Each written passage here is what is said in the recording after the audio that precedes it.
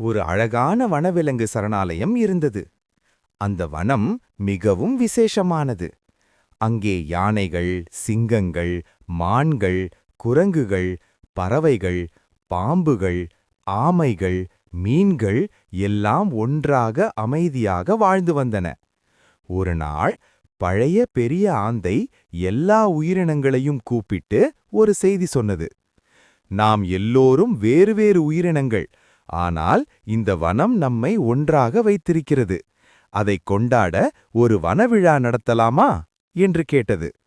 அதை கேட்டதும் எல்லா உயிரினங்களும் மகிழ்ச்சியடைந்தன. யானைகள் பெரிய தாழம் போல் கால்களை பதித்து இசை செய்தன. குரங்குகள் மரங்களிலிருந்து மரங்களுக்கு தாவி நடனமாடின. மான்கள் அழகாக சுற்றி சுற்றி ஓடி நடனமாடின. மயில்கள் இறகுகளை விரித்து அழகாக ஆடின. அந்த நேரத்தில் வானத்திலிருந்த பறவைகள் இனிமையான பாடல்கள் பாடின. காட்டின் அருகிலிருந்த நதியில் மீன்கள் தண்ணீரில் துள்ளி விளையாடின. அதையும் பார்த்த ஆமைகள் மற்றும் பாம்புகள் கூட அமைதியாக அசைந்து கொண்டாடின. முழு வனமும் ஒரு பெரிய திருவிழா போல ஆனது. சத்தம், சிரிப்பு, பாடல்